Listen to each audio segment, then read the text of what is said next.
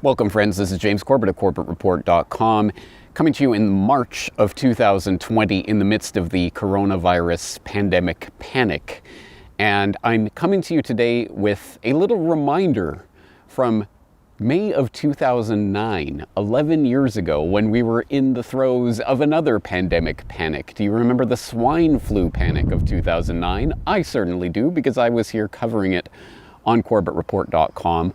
As part of my coverage, I did episode 86 of the Corbett Report podcast on medical martial law. And we're going to listen to just a segment of that podcast today, specifically dealing with the infrastructure, the legislative infrastructure for medical martial law that was laid out in that time frame of the early 2000s and was exacerbated by that pandemic panic of 2009. I think it's particularly instructive to go back and to look at how what we are experiencing right now and the medical martial law scenario that is coming into view right now was carefully laid out over a period of decades to arrive at this spot. We didn't just arrive here overnight. So it is important to look back at this.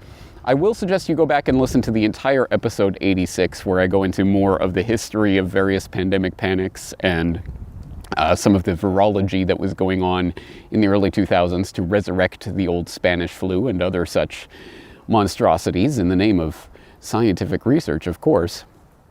Some very interesting and I think valuable nuggets in there, but we're just going to listen to a segment today, as I say, particularly pertaining to that implementation of medical martial law.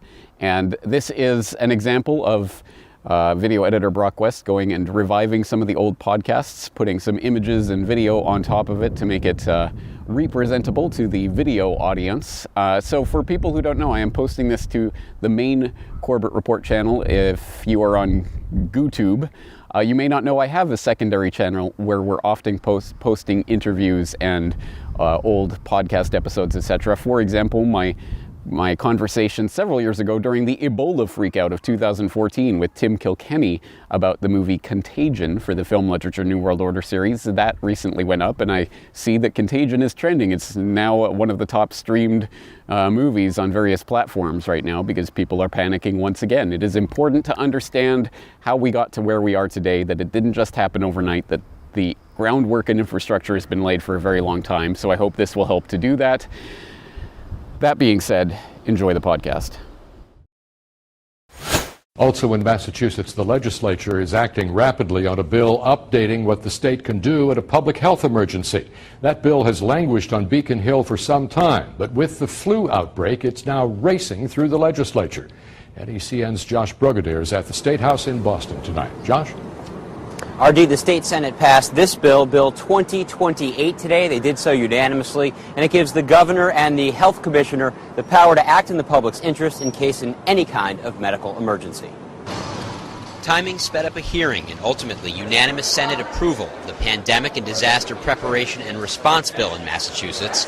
The bill gives the Public Health Commissioner the discretion to respond to an outbreak like the kind going on in Mexico, to close or evacuate buildings, enter private property, isolate or quarantine people, and to get and distribute meds and vaccines.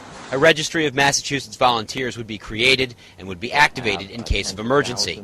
Plus, the commissioner could request personnel from other states. The bill also protects healthcare workers from liability. Concerns about the spread of swine flu meant lawmakers, such as Worcester County Democrat Richard Moore, didn't want to take any chances. It's too bad that we have to have something like that pending to get us to finally act, but this was actually on the calendar before that became a news story. So it's not that it's totally that, but it does give us another reason why it's a good idea to have this on the books. And RD, the bill has actually passed the Senate a couple times the past few years, but has never passed both the Senate and the House. The House is expected to take up the bill sometime this week. Josh, any penalty if you don't follow the emergency declaration rules? It can actually get to be a pretty severe penalty, because for each day someone didn't follow a rule, for example, if somebody was asked to be quarantined and they decided not to follow that, it could be a fine of up to $1,000 per day they didn't follow, and also up to 30 days in prison. Josh Brugadier on Beacon Hill tonight. Thank you. Now, obviously, martial law is an issue that we've been addressing on the Corbett Report podcast for some time, and of course in various articles and videos that we've also created in the past. But medical martial law is an issue that not many researchers have been devoting a significant amount of attention to, with some notable exceptions. But to trace the idea of medical martial law, or the idea that government can quarantine and force medicate people against their wishes in the event of a public health emergency, of course we can trace the roots back to those fevered and panicked days in the wake of 9/11, when the idea of bioterrorism was very much on the tips of many people's tongues.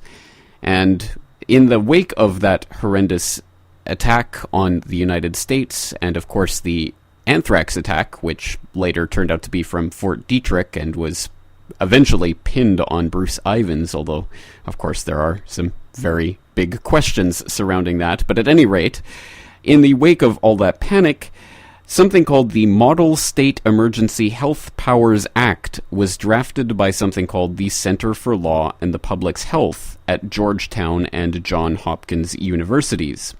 Now, this was done in conjunction with the Center for Disease Control, and as its name would suggest, it basically serves as a model for states to use to draft up their own Emergency Health Powers Acts. And in fact, the Center for Law and the Public's Health, which can be found at publichealthlaw.net, likes to brag that this particular model act has been now implemented and adopted by over 40 states in the Union. So it's quite an influential document. And what does this document say about things that the government should be able to do in the event of a public health emergency? Well, Section 603 of the document, under the heading Vaccination and Treatment, reads the following, quote, "During a state of public health emergency, the Public Health Authority may exercise the following emergency powers over persons as necessary to address the public health emergency. A. Vaccination. To vaccinate persons as protection against infectious disease and to prevent the spread of contagious or possible contagious disease. 1. Vaccination may be performed by any qualified person authorized to do so by the Public Health Authority. 2. A vaccine to be administered must not be such as is reasonably likely to lead to serious harm to the affected individual. 3. To prevent the spread of contagious or possibly contagious disease, the Public Health Authority may isolate or quarantine, pursuant to Section 604, persons who are unable or unwilling for reasons of health, religion, or conscience to undergo vaccinations pursuant to this section." End quote. Yes, so basically, in layman's terms, you either roll up your sleeve and take the shot, or they're going to lock you in a room somewhere, or perhaps even in a camp with the other people who won't take their shots. Now, of course, this addresses some very fundamental issues about the existence or lack thereof of actual freedom, and the times and situations in which the government can come in and force people to do things against their will. Now, I think every reasonable person would admit that there are reasonable situations in which a reasonably acting government could reasonably use reasonable procedures to make people act reasonably. But this is not a reasonable world.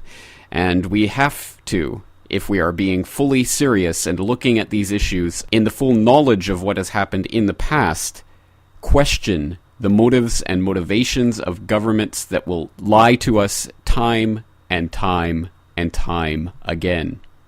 Of course, such questioning was conducted by Michael Chossudovsky of globalresearch.ca in an October 2005 article called Martial Law and the Avian Flu Pandemic. Quote, "The threat of the avian flu pandemic is real. Until recently, national governments and the WHO have dismissed the seriousness of the crisis. The public has been misinformed. The issue has been barely mentioned by the media. Why all of a sudden is avian flu on the presidential agenda? The issue was placed on the agenda of the president's White House press conference. There was nothing spontaneous in the White House journalists questioned President Bush, which explicitly pointed to a role for the country's defense assets in the case of a pandemic. We are not dealing with an off-the-cuff statement. Both the question as well as Bush's response calling for a greater role for the military had been prepared in advance. The statement of President Bush suggests the enactment of martial law in the case of an avian flu outbreak. Martial law could also be established using the pretext of an outbreak of avian flu in foreign countries and its potential impacts on the U.S. In other words, the military rather than the country's civilian health authorities would be put in charge. End quote. Now, this story, of course, leads in a pretty obvious line of historical continuity to the September 2007 article from PrisonPlanet.com under the headline, Bush Greases Skids for UN Pandemic Power Grab. Best-selling author wouldn't put it past globalists to release virus to capitalize on control. Quote, the World Health Organization and the UN have been handed complete control over response procedures in the event of a pandemic outbreak in the US, after an agreement was signed by President Bush at the recent SPP meeting that bypasses congressional approval. We've now got a North American plan for avian and pandemic influenza, and what this plan does is it puts US, Canada, and Mexico under the World Health Organization and under the United Nations law and control should there be any health emergency, best-selling author Jerome Corsi told the Alex Jones Show on Friday. Corsi said it was blue helmet time should such an emergency arise, and that the origins of the agreement could be traced back to 2005, when President Bush announced a new international partnership on avian and pandemic influenza to a high-level plenary meeting of the UN General Assembly in New York. At the recent SPP meeting in Montebello, Canada, an agreement was signed that establishes UN law along with regulations by the World Trade Organization and World Health Organization as supreme over US law during a pandemic, and sets the stage for militarizing the management of continental health emergencies, writes Corsi. End quote. Now, there's no doubt that a pandemic, whether real or imagined, whether naturally occurring or manufactured in a vaccine laboratory, whether accidentally released or released on purpose, no matter how such a pandemic or even the perception of a pandemic were to play out, it would play into the hands of the globalists seeking to centralize control and seeking to erase borders for their global governmental institutions. Of course, the World Health Organization is going to play a very important role in any international pandemic, as one would reasonably expect if this were, again, a reasonable world. But of course, in an age where the World Health Organization, the UN, the World Trade Organization, and others are seeking to bring global health regulations in line in such a way as to outlaw public health freedoms and to institute such things as Codex Alimentarius, one could definitely not say that this is a reasonable situation. And as we have seen the preparation and build-up for martial law in the entire Western world over a period of decades, we know that such a situation could not end happily for the average citizen. Just as the creation of a global governmental financial control body will only play into the hands of those seeking to create global government, so a global health emergency can only play into the hands of those seeking to create global governmental controls. And to think that there are not going to be some very significant tests of this type of governmental intervention, military and otherwise, in the lives of average citizens as the result of future pandemics and outbreaks, one need only look at the ways in which this current swine flu panic, again, only resulting in a handful of deaths, there have already been substantial moves made to implement medical martial law, not just the passing of that act in Massachusetts. For one indication of that, we can turn to computerworld.com, April 30th, 2009. If flu threat rises, CDC wants pandemic coordinator in workplace. Another indication for those who might think that this is solely an American issue comes from an Australian article from the Australian Broadcasting Corporation at abc.net.au from April 28, 2009, mandatory detention laws for flu sufferers. And, of course, we also have the North Bay Nugget reporting from a Canadian perspective, that talks about how the North Bay Perry Sound District Health Unit is setting up flu centers, which will in fact be mass vaccination centers in the event that emergency rooms become overwhelmed by pandemic flu cases. Again, of course, all of these stories and many, many, many more that we don't have time to get into today, but which I leave you to research for yourself, are just data points in a trail that start to form a picture that shows us a very bleak future if and when the governments of the Western world decide to pull the trigger on the pandemic martial law scenario. Again, of course, part of the martial law process, which we've outlined in previous episodes of this podcast, is to indoctrinate and gradually acclimate people to the implementation of martial law. So it's to be expected that the first implementation, or the first 2 or 3 implementations, will be small scale and generally seen to be mostly effective. Although, of course, there will be much hand-wringing in the media by people pretending to be on our side, who will say that perhaps it's going too far to force people into vaccination scenarios or to quarantine them against their will. But eventually, of course, the whole media process will serve only to further cement in the minds of the general public that such steps are necessary. And eventually, by the time the public is acclimated to the idea, then all it would take is the release of a biowarfare agent, whether from a real bioterrorist group or, as is more often the case, by the government. It will be used to effect the full-scale implementation of what they are only beginning to test out at the moment. And of course, just like a martial law scenario that would play out in the event of a terrorist attack, a martial law scenario in the wake of a pandemic attack could only be pulled off if a sufficient percentage of the public were unaware of the ultimate game plan.